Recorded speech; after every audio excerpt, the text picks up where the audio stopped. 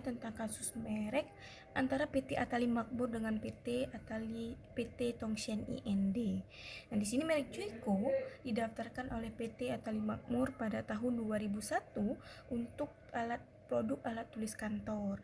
Nah, merek Joyko juga didaftarkan oleh PT Tongshen IND jauh setelah Joyko milik PT Atali Makmur didaftarkan, yaitu pada tahun 2021 untuk produk alat tulis kantor juga.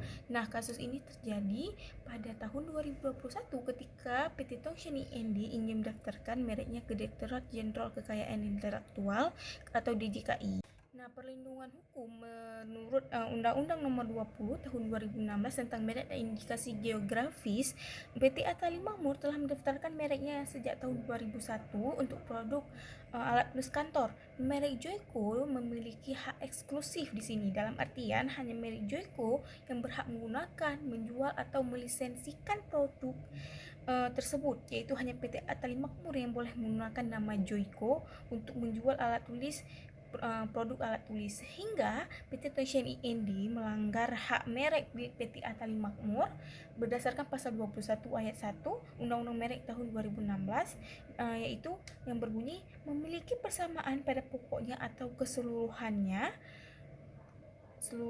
dengan merek pihak lain yang telah terdaftar lebih dulu untuk barang atau jasa yang sejenis. Nah, di sini dalam kasus ini PT Tongshen IND ini melanggar kepemilikan fonetik, di mana kepemilikan fonetik itu adalah kepemilikan pada pengucapan, pada bunyi atau pada frasa katanya. Nah, di mana pengucapan antara merek Joyko milik PT Atali Makmur dan Joyco milik PT Tongshen IND ini hanya berbeda pada penulisannya antara huruf K dan C saja. Tapi ketika diucapkan Joyko milik PT Tongshen IND ini pengucapannya tetap sama Joyko, hanya pada tulisannya saja yang huruf C.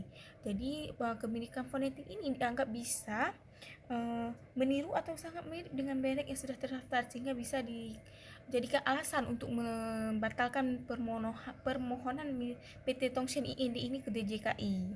PT Tongshen IND juga melanggar dengan itikat tidak baik dikarenakan PT Tongshen IND mendaftarkan merek yang sangat mirip dengan merek Joyko milik PT Atali Makmur secara sadar, padahal Joyko sudah dikenal luas di Indonesia untuk produk alat tulis kantor. Nah, PT Tongshen IND juga melanggar prinsip first to file atau pendaftar pertama, di mana kita ketahui sudah saya jelaskan di awal tadi bahwa PT Atali Makmur sudah mendaftarkan mereknya sejak 2001, yaitu 20 tahun setelah PT Tongshen IND ini ingin mendaftarkan mereknya ke DJKI, yaitu baru 2 tahun 2021, di mana perbedaannya sangat jauh sehingga bisa sangat melanggar first to file milik PT Atali Makmur. PT Tongshen IND juga melanggar hak ekonomi milik PT Atali Makmur dikarenakan hak ekonomi merupakan bagian dari hak eksklusif. Dalam sistem hukum kekayaan intelektual di Indonesia, hak eksklusif yang bisa diperoleh setelah pendaftaran secara otomatis mencakup hak ekonomi.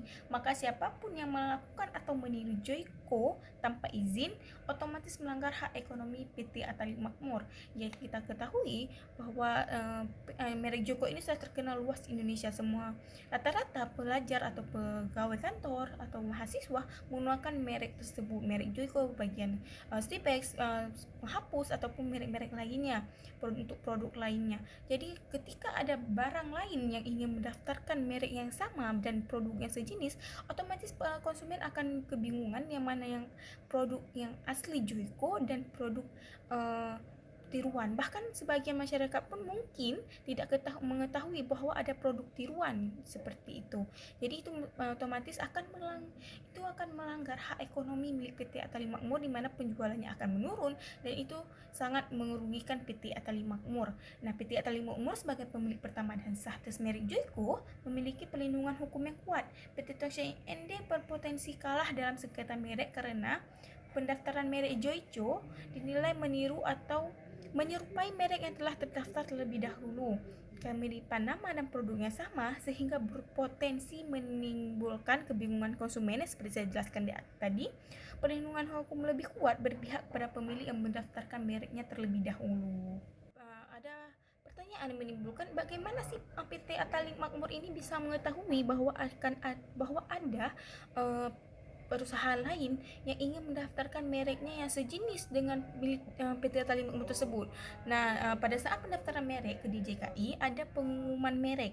Pada masa pengumuman ini merupakan masa untuk mengajukan sanggahan atau keberatan dari pihak lain. Nah, disinilah PT Atta Lima Makmur bisa memberikan sanggahan atau bantahan kepada PT Tongshan IND dikarenakan produk yang didaftarkan oleh PT Tongshan IND ini sangat mirip dengan PT Atta Lima Makmur.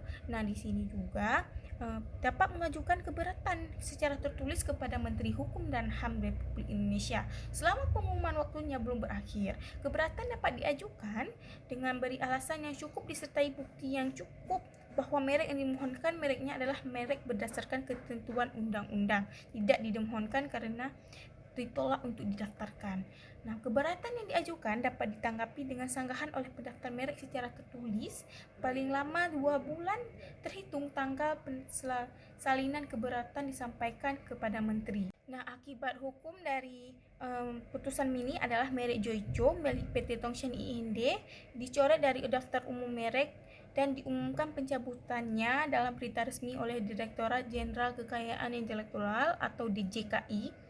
Dengan demikian, PT Atta Lima Makmur telah menjadi salah satu-satunya pemilik sah merek Joico di Indonesia, dan merek-merek yang memiliki persamaan pokok atau keseluruhannya dengan Joico tidak dapat didaftarkan maupun digunakan oleh pihak lain tanpa seizin PT Atta Lima Makmur. Terima kasih. Yang itu saja bisa saya analisis dari kasus tersebut. Apabila ada kekurangan atau kesalahan dalam pengucapan, saya mohon maaf. Assalamualaikum warahmatullahi wabarakatuh.